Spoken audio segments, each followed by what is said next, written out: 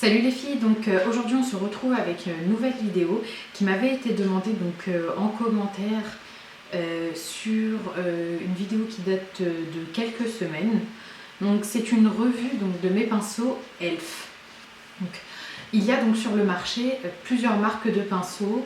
Donc on a les Real Techniques, on a les Sigma, on a les Zoeva, on a les Elf, il y a plusieurs marques sur le marché. Le problème c'est que certaines marques se touchent mais royalement sur le prix. Quand on voit les prix des pinceaux MAC, 35 € un pinceau pour le teint.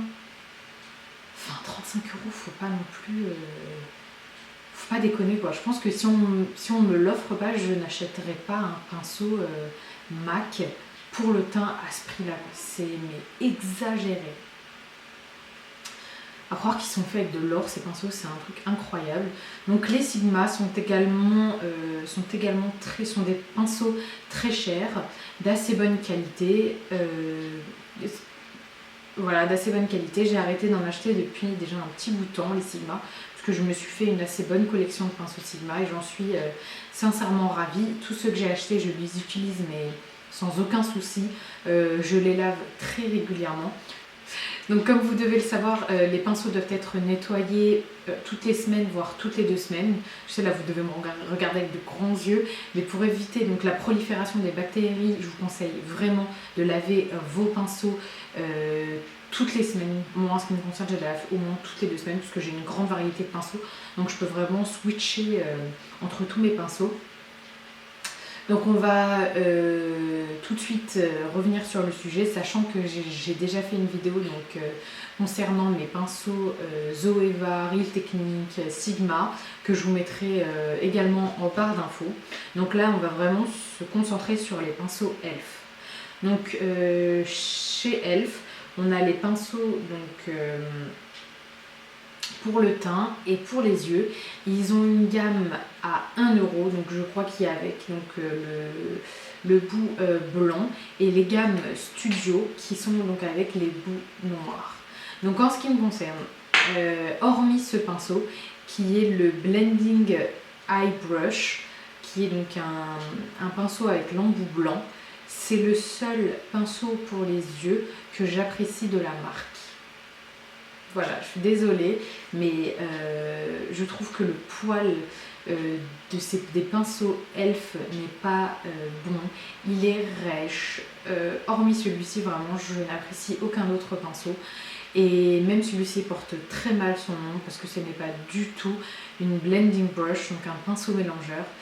Moi, je l'utilise uniquement pour foncer soit le creux externe des yeux, soit pour appliquer les illuminateurs dans le creux de l'œil interne ou bien sous le sourcil. Mais je ne l'utilise pas pour mélanger mes pinceaux, puisqu'un vrai mélangeur a cette tête-là. Donc il y a un monde entre les deux, je suis désolée, mais il y a vraiment un monde entre les deux. Hormis ça, hormis le nom qui n'est pas bon, j'aime beaucoup ce pinceau. Voilà, est-ce que c'est un must-have?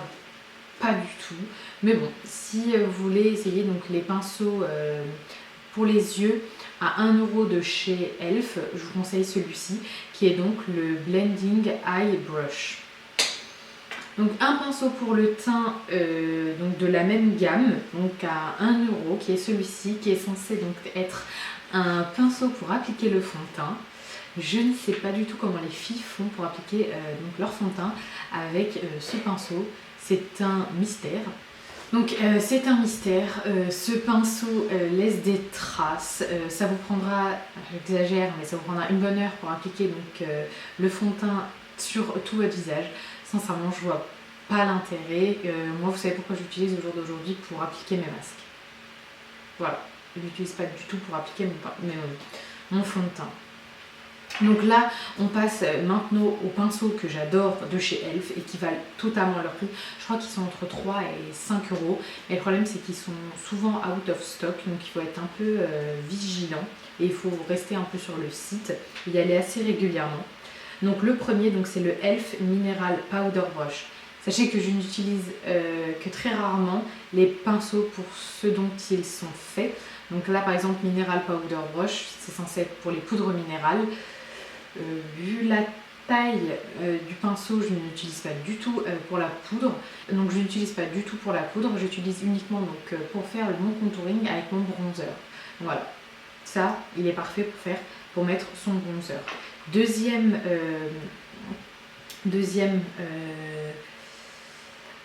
pinceau, donc le Angled Brush. Donc ça, c'est censé être un pinceau blush.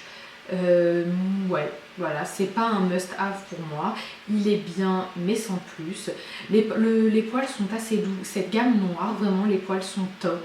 Ils résistent très bien au lavage. Ça doit faire même plus d'1 an que j'ai ces pinceaux. Comme je vous l'ai dit tout à l'heure, je les lave très régulièrement. Et il n'y a aucun poil qui sort.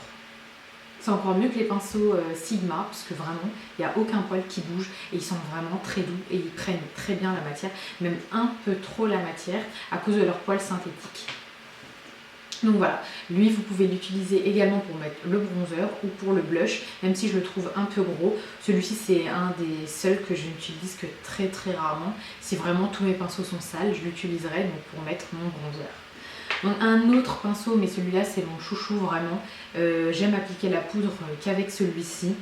Je l'aime plus donc, que le pinceau à poudre de chez Zoeva, parce que celui-ci, vu que les poils ne sont pas denses, et je sais pas, le but moi de ma poudre c'est de donner un peu plus de couvrance. Donc ce pinceau va appliquer donc la poudre en toute légèreté. Celui-ci va plus appliquer donc la poudre de manière va appliquer la poudre pour la rendre plus opaque en fait, pour vous donner un peu plus de couvrance. Donc celui-ci c'est le powder brush, donc lui vraiment je l'utilise pour la poudre compacte ou libre, et je l'aime vraiment énormément. Il est assez grand donc pour faire toutes les parties de votre visage. Donc je l'ai utilisé dans plusieurs tutoriels. Je l'utilisais donc comme je vous l'ai dit tout à l'heure pour appliquer ma poudre ou pour mélanger donc mon bronzer avec mon blush si je vois qu'ils sont pas très uniformes. Un autre donc pinceau, le Small Stippling Brush, donc c'est le petit bébé du grand. Donc j'adore le grand, qui me permet vraiment donc de tout estomper, d'appliquer les blushs un peu trop pigmentés avec légèreté. En fait c'est un pinceau qui permet d'éviter tous les faux pas. C'est-à-dire que si vous voulez être sûr que tout est appliqué avec perfection, avant de sortir de chez vous, vous le passez vite fait, il mélange toutes les couleurs, il est génial. Celui-ci, vu qu'il est petit, je l'utilise pour appliquer donc certains blushs pigmentés en petites touches fines et il est parfait pour ça.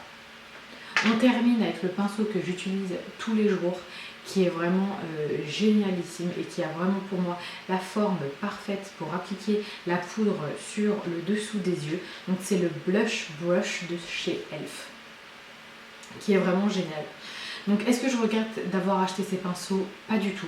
Les pinceaux Elf en gamme Studio sont vraiment bien et sont une très bonne alternative à tous les autres pinceaux tels que les Zoeva, Sigma, Real Technique. Vous les avez à un prix moindre avec une très bonne qualité.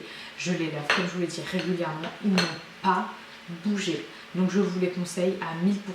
Je comprends que vous n'avez pas toute envie de mettre une dizaine d'euros dans un pinceau. Donc vraiment, vous pouvez y aller sans problème.